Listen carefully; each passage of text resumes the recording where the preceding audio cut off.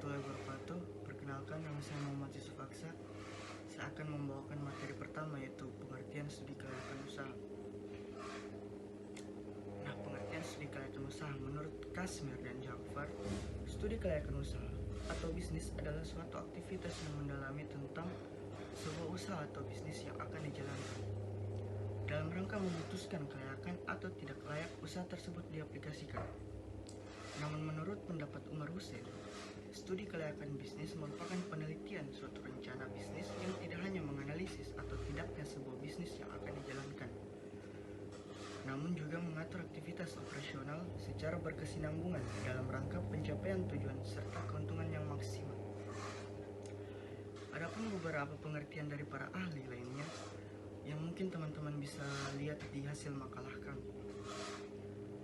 Nah, berdasarkan pengertian dari para ahli yang mengemukakan pengertian dari studi kelayakan usaha, dapat kami simpulkan bahwa studi kelayakan usaha atau bisnis merupakan sebuah pertimbangan awal yang harus dilakukan sebelum menjalankan usaha atau bisnis, dan mengetahui position atau penempatan dalam bisnis tersebut, dan untuk mengontrol aktivitas operasional agar mendapatkan profit yang maksimal dan sesuai dengan apa yang direncanakan sebelumnya. Baik, saya Rizky Amalia Putri akan melanjutkan materi kedua, yaitu tujuan adanya studi kelayakan usaha. Tujuan adanya studi kelayakan usaha yang pertama adalah memperlancar sebuah perencanaan. Dengan adanya prediksi untuk masa depan, tentunya akan dapat mempermudah perencanaan.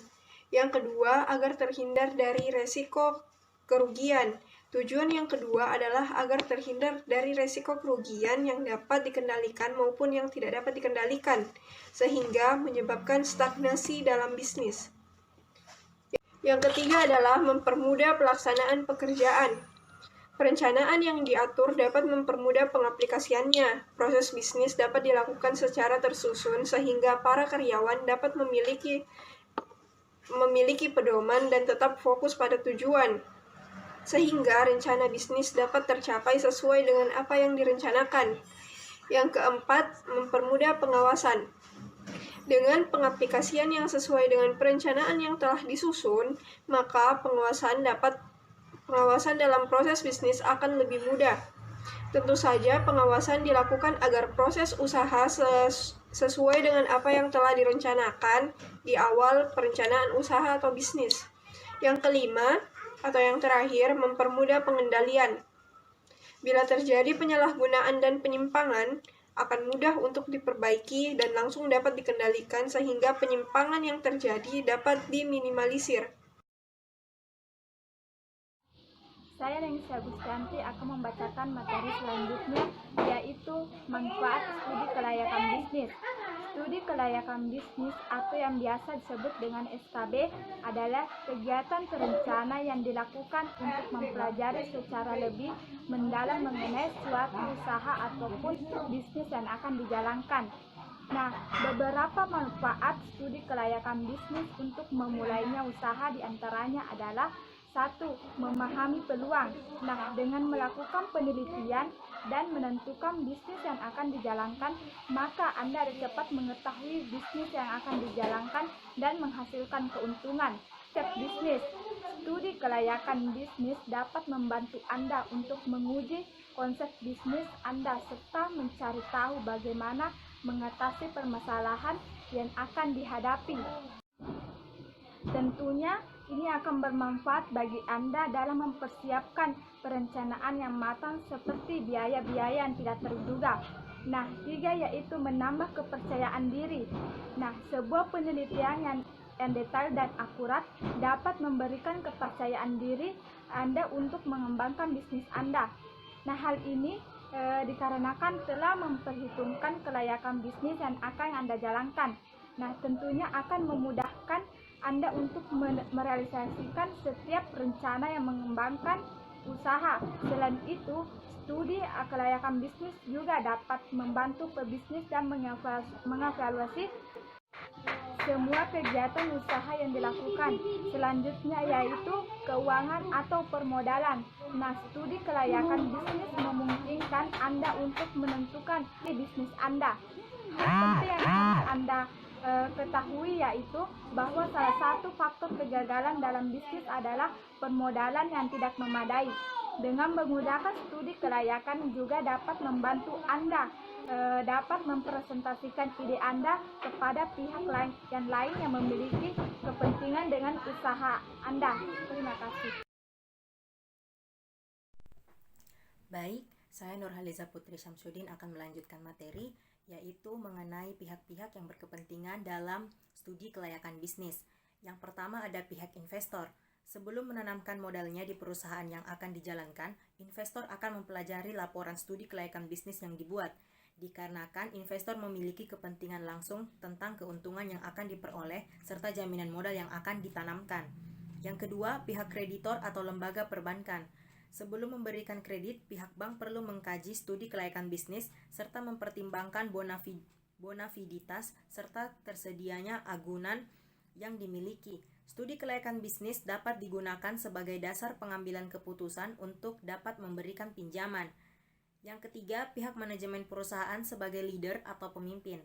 Manajemen perusahaan juga memerlukan studi kelayakan bisnis untuk dapat mengetahui dana yang akan dibutuhkan serta digunakan sebagai pedoman dalam melaksanakan atau mengelola perusahaan atau proyek. Yang keempat, pihak pemerintah dan masyarakat. Studi kelayakan bisnis digunakan sebagai dasar pengambilan keputusan dalam memberikan izin usaha atau proyek. Masyarakat juga perlu mengetahui serta memahami studi kelayakan bisnis rencana usaha ataupun proyek tersebut untuk dijadikan dasar dalam pengambilan keputusan memberikan izin.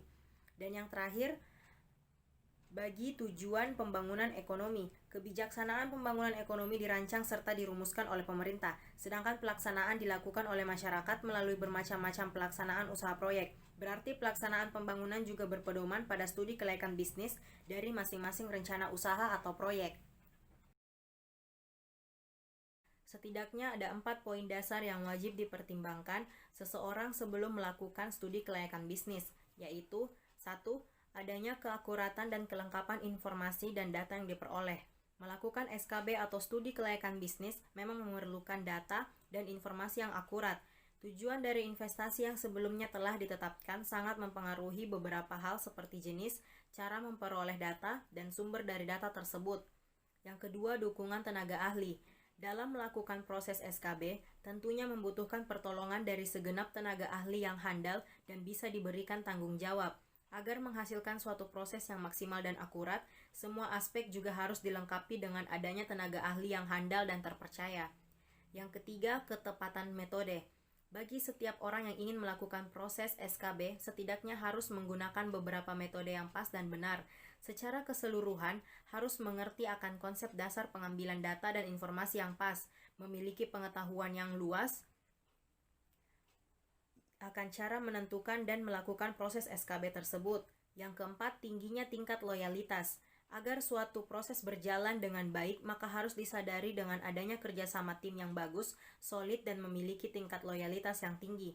Melakukan peninjauan ulang terhadap keempat aspek penting di atas adalah hal yang sangat perlu sebelum melakukan SKB. Tidak hanya harus memahami beberapa penting, tujuan dan kegunaan dari SKB itu sendiri, karena beragam kendala yang tidak penting dapat disingkirkan dengan adanya persiapan. Materi selanjutnya yaitu 1. Penemuan ide.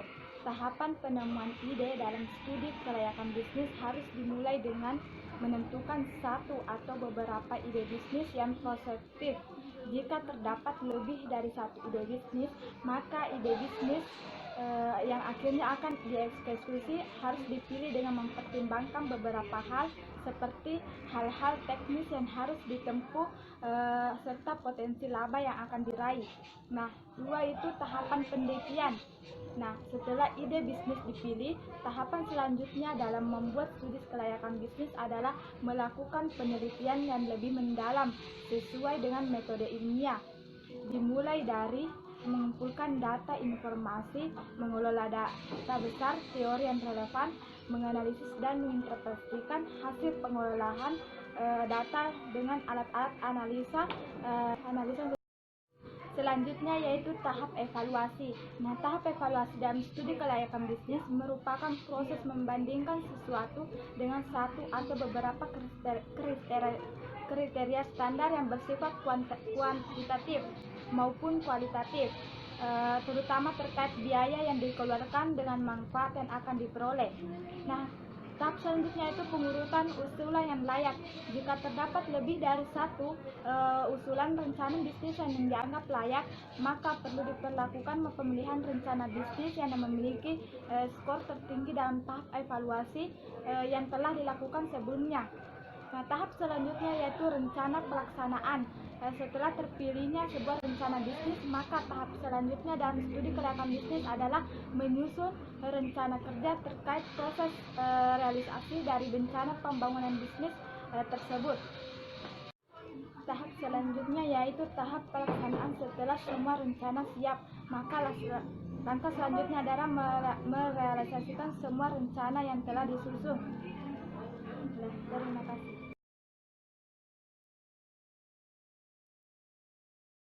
Saya Jonathan Boro akan membawakan materi hasil studi kelayakan bisnis.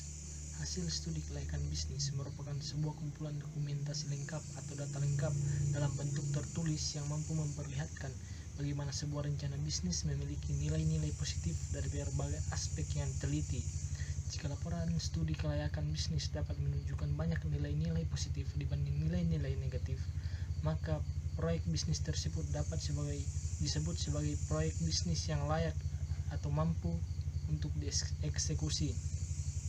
Namun jika ternyata dalam hasil laporan studi kelayakan bisnis lebih banyak menunjukkan nilai-nilai negatif daripada nilai-nilai positif, maka proyek bisnis tersebut lebih baik ditunda saja atau bahkan justru dibatalkan.